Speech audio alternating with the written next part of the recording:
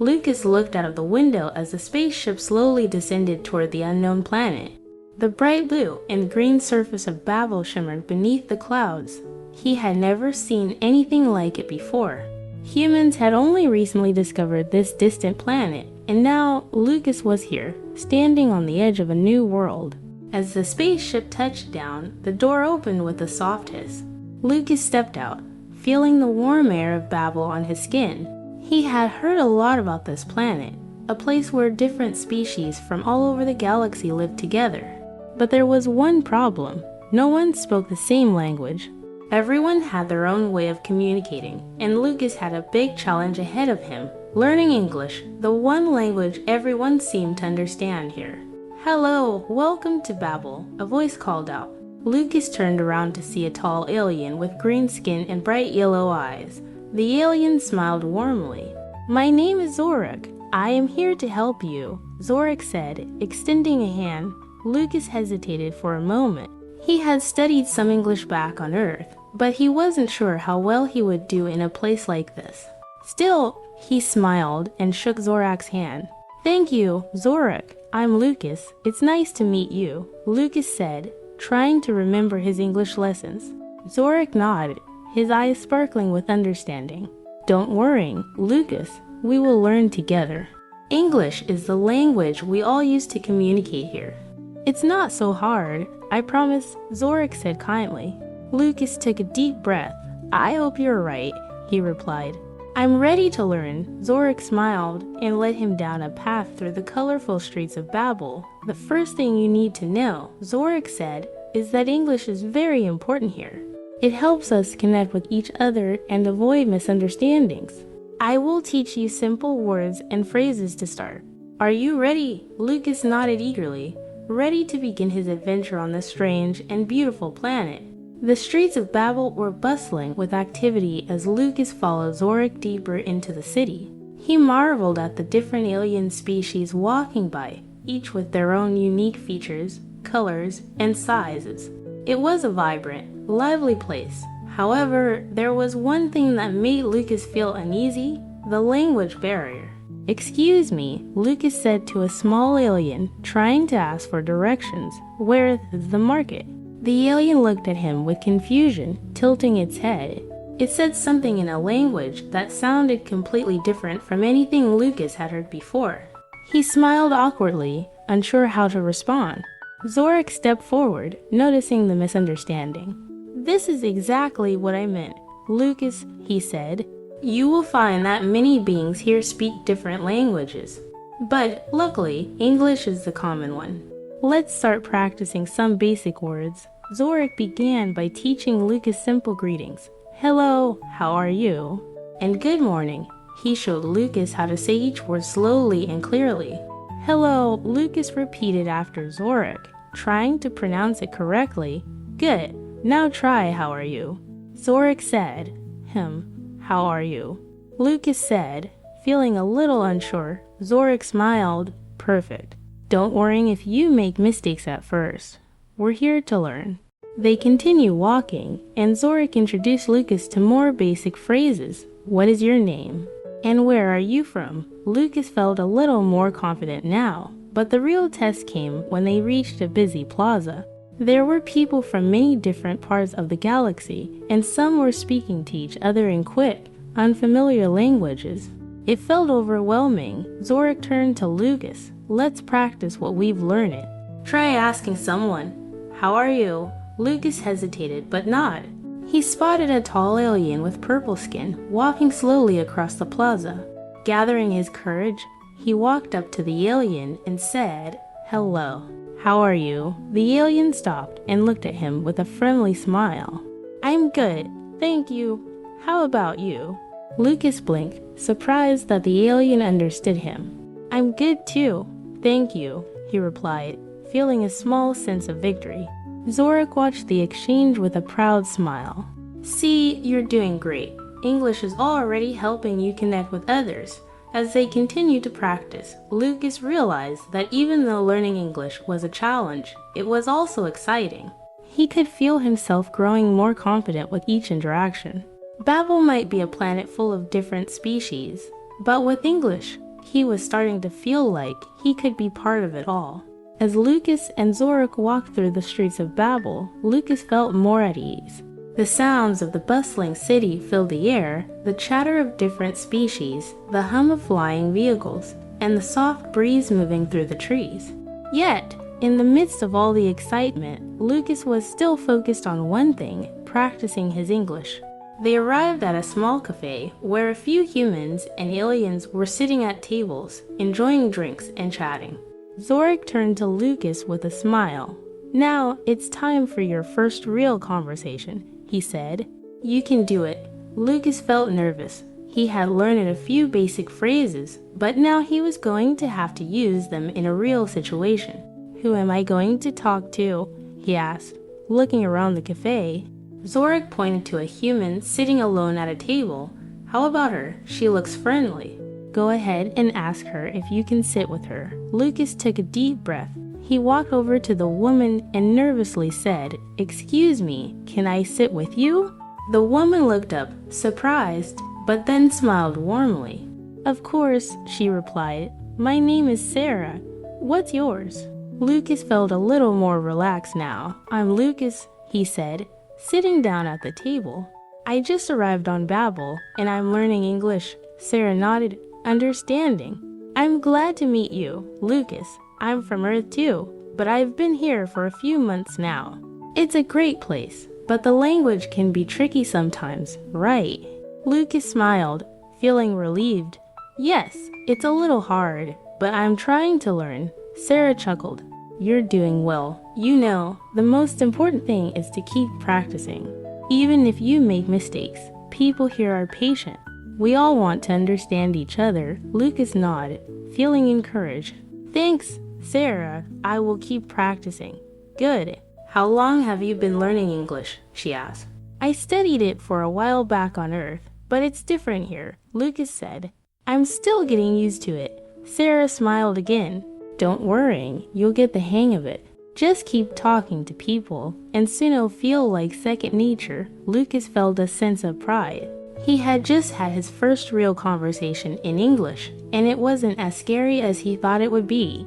The words might not always come out perfectly, but the important thing was that he was making an effort, and the people on Babel appreciated it. "Thank you, Sarah," Lucas said. "I'll keep practicing, just like you said." "Anytime, Lucas," she replied. "We're all learning together."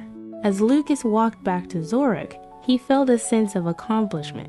English was still a challenge, but with every conversation, he was getting closer to feeling truly at home on Babel. After his first conversation with Sarah, Lucas felt a sense of excitement building within him. English was becoming less intimidating, and he was starting to feel more connected to the people of Babel. Zorik noticed a change in his demeanor as they left the cafe and began walking down the street. "How do you feel now, Lucas?" Zorik asked, a curious smile on his face. "I feel ... good," Lucas replied, his confidence growing. "I was nervous at first, but it wasn't that hard. I think I'm getting better." "That's great to hear," Zorik said. "Now let's take a little walk and explore Babel. The more you see, the more you'll understand how important it is to learn the language here." As they strolled through the city, Lucas couldn't help but be amazed at everything he saw. Babel was a place like no other, where humans and aliens from all over the galaxy lived together. Tall buildings stretched toward the sky, their surfaces reflecting the sunlight, while flying vehicles zoomed past above them. Everywhere Lucas looked, there were people of all shapes, sizes, and colors walking, talking, and laughing. "Wow, it's so different here," Lucas said, looking around in awe. "Back on Earth, we don't have anything like this," Zorik nodded. "Yes, Babel is a unique place. And, as you can see, there's always something happening.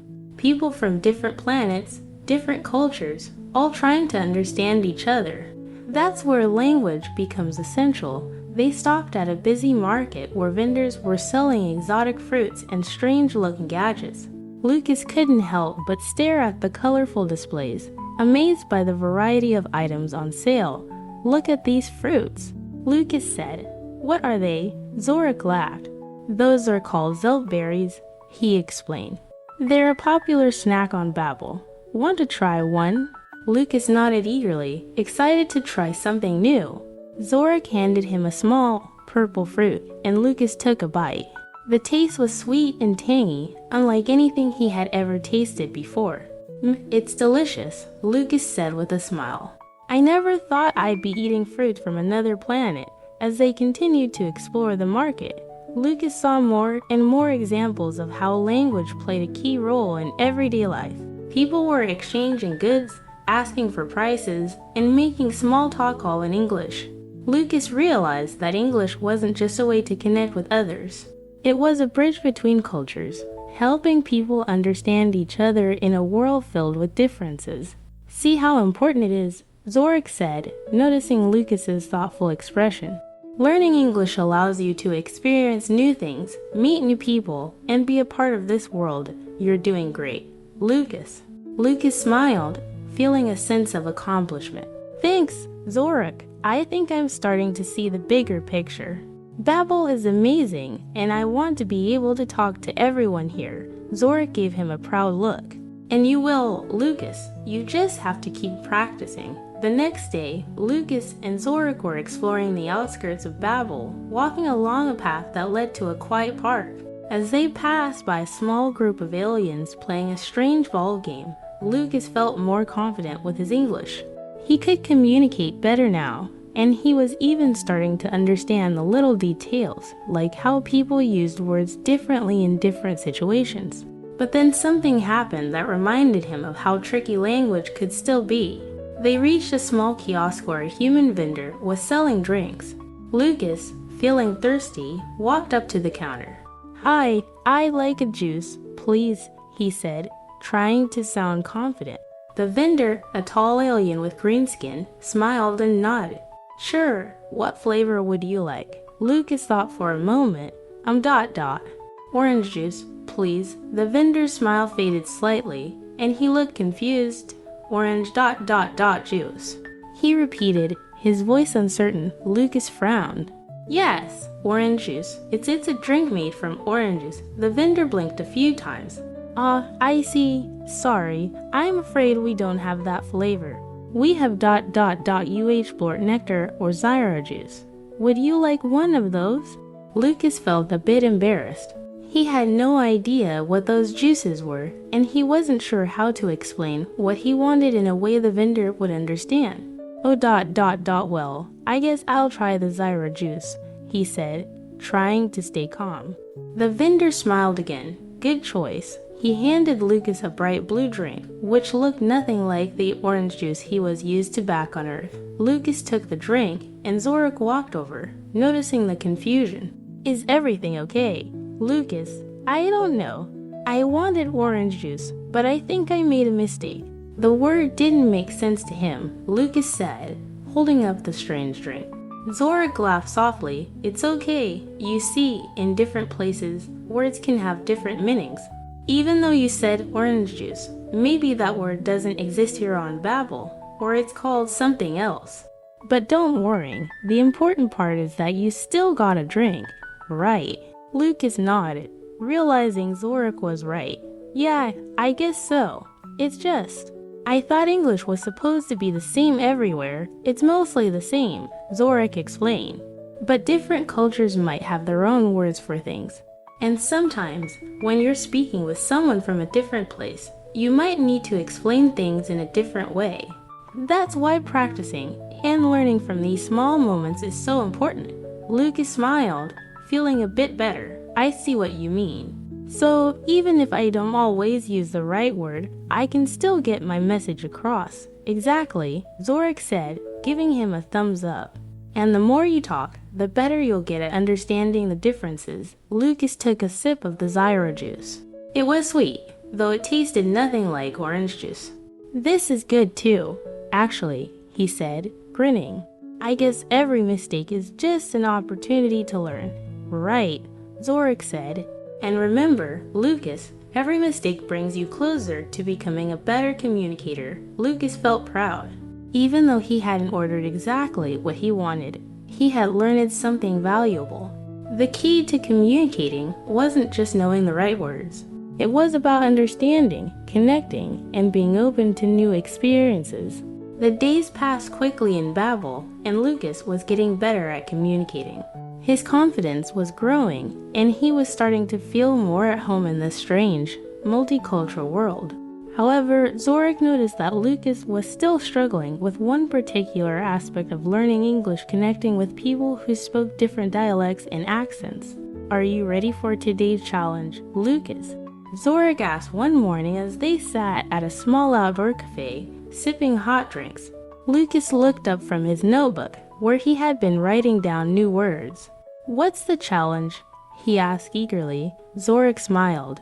"We're going to visit some areas where people speak in different accents and dialects. You'll need to use what you've learned to connect with them. It's important to understand that even though people speak English, they might sound a little different. And that's okay." Lucas's eyes widened. "So it's not just about learning words, it's about understanding how people use them differently." "Exactly," Zorik said. "Language is about more than just vocabulary. It's about the way people communicate, and sometimes that means adapting to different accents or regional expressions." The two of them stood up and walked through the busy streets, heading toward a neighborhood known for its diverse population. As they entered the area, Lucas could hear a variety of English accents in the air. Some were quick and sharp, while others were slower and more relaxed. The mixture of sounds felt like a melody to Lucas's ears. They stopped at a small restaurant, where the owner, a friendly woman with short red hair, greeted them warmly. "Hi there, what can I get you?" she asked with a broad smile. Lucas hesitated for a moment.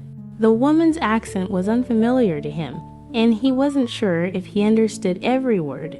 I'll have a sandwich, please," he said carefully, trying to speak clearly. The woman smiled and nodded. "Got it? You want cheese and ham, or maybe a veggie one?" Lucas thought for a second. "Cheese and ham, please," he said, feeling more comfortable now that he had understood.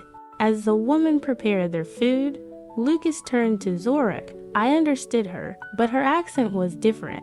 "How can I learn to understand more accents?" Zorik chuckled. "It's all about practice, Lucas. The more you listen, the more you'll start to understand. Everyone has their own way of speaking, and sometimes all you need to do is ask them to slow down a little or repeat something." The woman handed them their sandwiches, and Lucas felt proud of himself for having understood her. As they sat down at a table, Zorik continued the lesson. "Here's the thing," Zorik said. "Even when people speak differently, you'll always find common ground. Sometimes it's just about paying attention to the context and being patient."